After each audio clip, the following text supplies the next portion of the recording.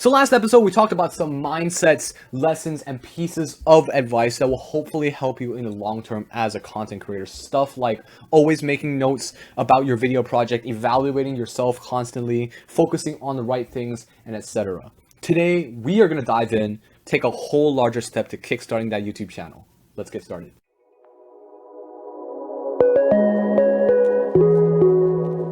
Hi, my name is Ian and you're watching More Than a Video. This episode, we're going to be talking about some good practices and things to take note of before you start your channel. Remember, planning is of the essence. Just a disclaimer, this episode I'll be talking about a lot of basic beginner stuff. So for those of you who already run a channel, this may or may not apply to you.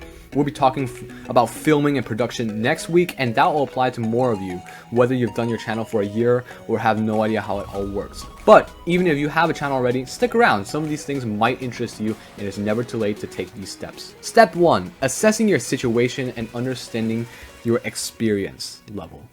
Knowing your experience level is super important because it'll save you time and grief later on. Now, what do I mean by this? Let me give you an example. I'm able to create shots like these, but I know I'm not skilled enough to get shots like these from this YouTuber that I follow called MTAV. So if I understand in my head that I'm not able to get to a certain level, I'll stop messing around with it because I know I don't have the skills, the gear, etc. I can wait to improve. But at the same time, I know I can do better than this. Therefore, I know when is a good time to stop and a good time to work a little bit harder. Now, this might be a bit confusing because I'm probably wording this very poorly. In other words, I know I'm not able to get to Hollywood level cinematics, so I accept that. But I also know that I can do better than a shaky camera with bad color grading and editing because I know I'm able to accomplish certain things and not able to accomplish certain things. And why does this help? Well, it will save you time for first. If you're trying to get into Hollywood level cinematics, you'll probably spend a long time on one project and may not ever reach there. I know I probably can't at the skill level that I am right now. But if you wait, do project after project, you will see massive improvement. Take what you've learned here and move on. Know your level of experience because it's going to save you a lot of time and grief. Step 2, finding your niche. Now, I talked about this last episode and I promised to dive in a little bit more this episode. A niche or a topic decided beforehand is important. You'll know what you're getting yourself into. You may not know what videos you want to make, but you'll know that it'll be centered around, let's say, gaming. Your niche is your foundation. So let's say you're a gaming YouTuber. You play Call of Duty Mobile. You don't know what videos you want to make, but it will be something Call of Duty Mobile related, such as the new season, new weapons, getting world record gameplay, etc. UAV online. Alright. Okay. Your niche is really important. Don't underestimate the importance of it. Like I discussed last week, you should also find a niche with open-ended possibilities. Let's say I made a channel just about the guitarist / singer John Mayer. There's only so much I can do, but if I made a music channel, I can talk about John Mayer in the beginning, and later I can move on to another singer, another band. I can do covers. This may not make sense now, but you will thank yourself later when you start to lose interest in solely making videos about John Mayer. Step 3, finding your inspiration. Now, last episode, we talked about the evaluation of yourself and other inspirations. Just like a niche, you should never underestimate the importance of inspirations. Now, I wrote an article on my blog on this a while back, actually. Here's a piece of it. Inspirations inspire you, but they also teach you. They don't just teach you stuff from their specific niche or skill. They can also teach you so many things beyond. Now, let me explain that quote a little bit. Let's pull up John Mayer again. John Mayer is a guitarist and a singer. I play guitar too, and through his music, I learned a lot. Stuff like music theory, understanding the guitar, cool licks every now and then. I love his music. But he also teaches me to put the most into every project I start. Every album he makes is outstanding. He's even got 7 Grammy Awards, probably more than that by now. That's because he puts all his effort in, whether it's a single, an album, or a live show. He blows you away with his work every single time because he's dedicated and passionate. So while he does music and I don't do music on my channel, I can learn a lot from John Mayer, even though I don't primarily do music, and you can too. Your job right now is to go find at least 3 inspirations before you start that channel. Go find your inspirations and watch their videos, evaluate them. You can thank me later. I definitely had a lot of inspirations when I was starting my YouTube channel and when I was starting my own creative projects. You can go read on my article. I'll be linking that in the description below if you want to check out more about that. But inspirations are very, very important. Step 4, take a deep breath. Take a deep breath, look at the world that's ahead of you, the good and the bad, but ultimately a journey that's going to mean a lot to you. You're starting now. But as you start, I also want to talk about a big hurdle I hit when I started. You ready? I uploaded videos onto the YouTube channel connected to my personal email. Please never do that. Create a new email. This way, when your close friends and family email you, it won't get buried under YouTube work and business related things. Then create that channel, and what I recommend doing is actually converting your channel to a brand channel early on. This way you can make several people admins and you can have several different channels under one email. Even if you don't intend on doing that, making your channel brand is just a good practice, because you never know when you may need the features that a brand channel can give you that a personal channel is not going to be able to give you. You may want to add moderators or different channel admins, and there's a whole lot of stuff that you can go research. Making your channel brand is pretty important, and it also allows you to make several different channels, and there's just a whole lot of things you can do with a brand channel. So I would definitely recommend making your channel brand before you start. Basically what happened with me was my channel was personal and not a brand account. So what happened was I actually had to connect I had to make my channel brand, which meant that most of the comments I had made on my past videos were just wiped out of existence.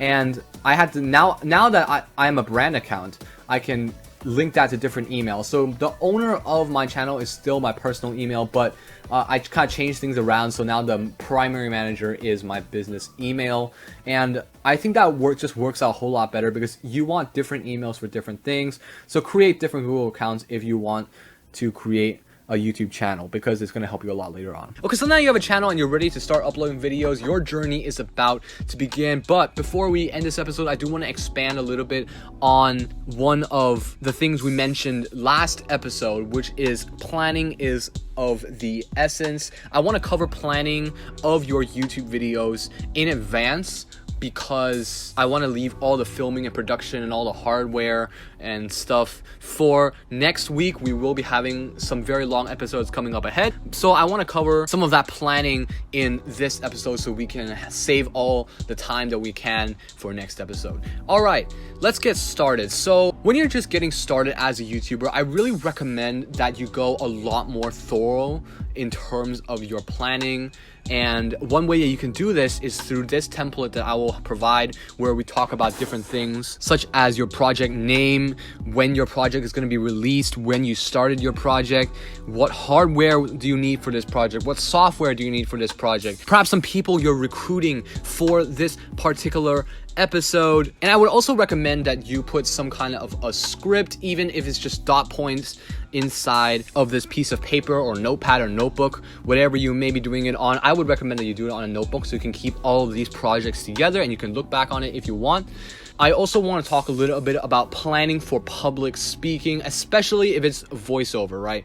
So as you get more experienced, you do not have to go as thorough as you would for your first project. But if it's your first couple projects, videos that you want to upload, I would recommend that you make these kind of notes. And especially for public speaking, I have heard a lot of people come up to me and ask, like, how do I make my voiceover sound natural? Well, one of the big tips that I would give is don't write out the whole script, just make dot points. I find that if I make dot points, it just leads me to where I want to go, but it's more like I'm talking to a person instead of reading from it. So I'm trying to talk instead of reading from something. I never want it to sound like I'm reading, hey, my name is Ian and I would like to welcome. I don't want it to be dry and boring.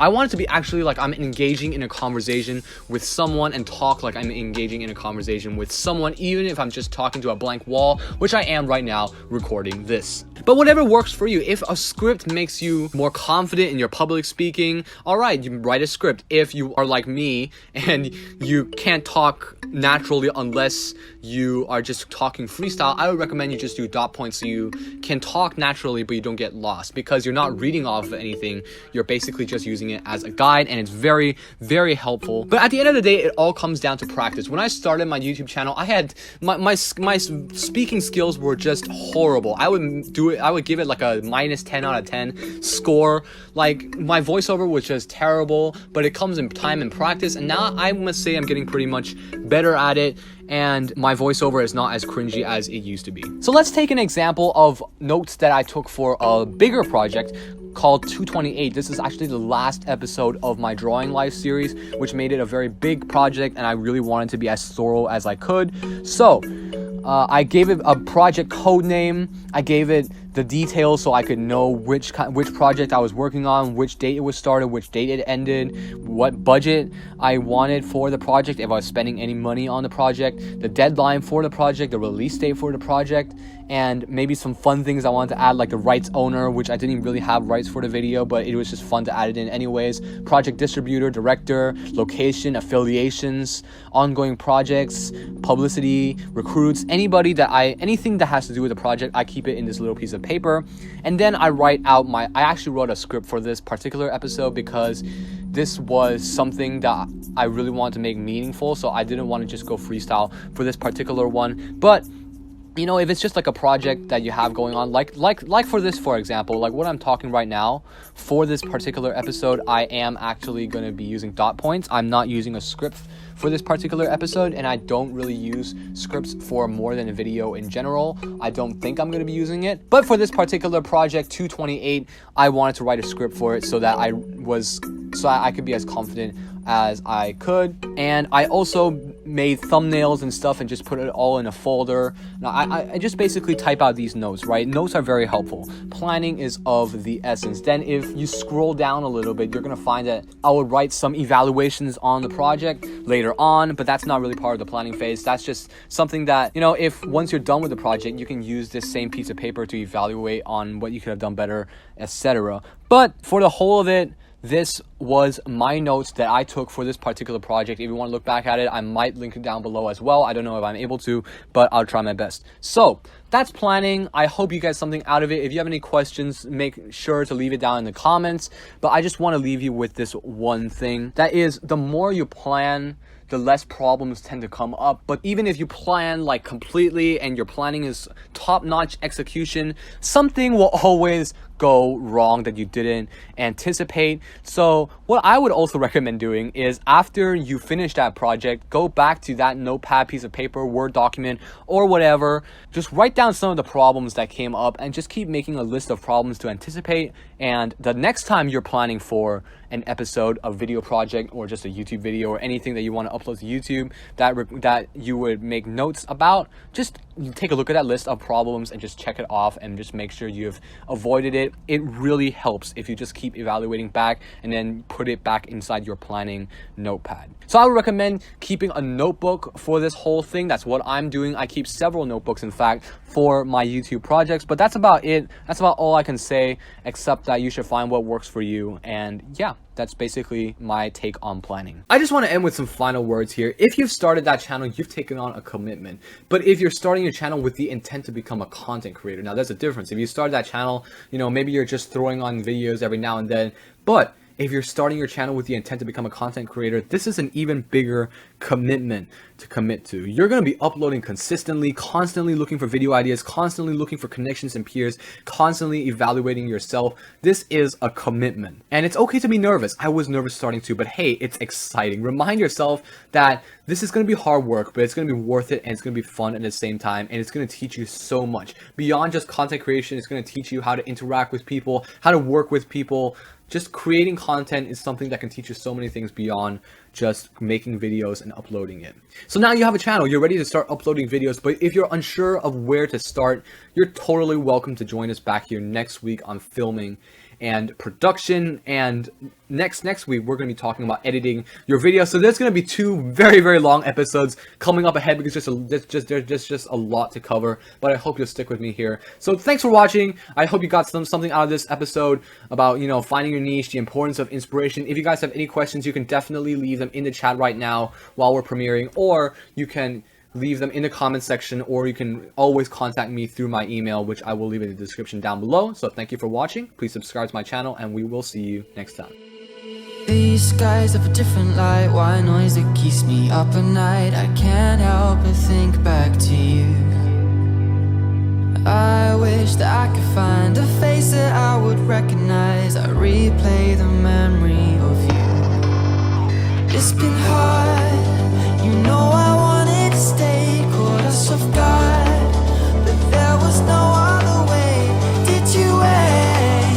'Cause I've been counting the days, and I'm calling home to say I'm coming home.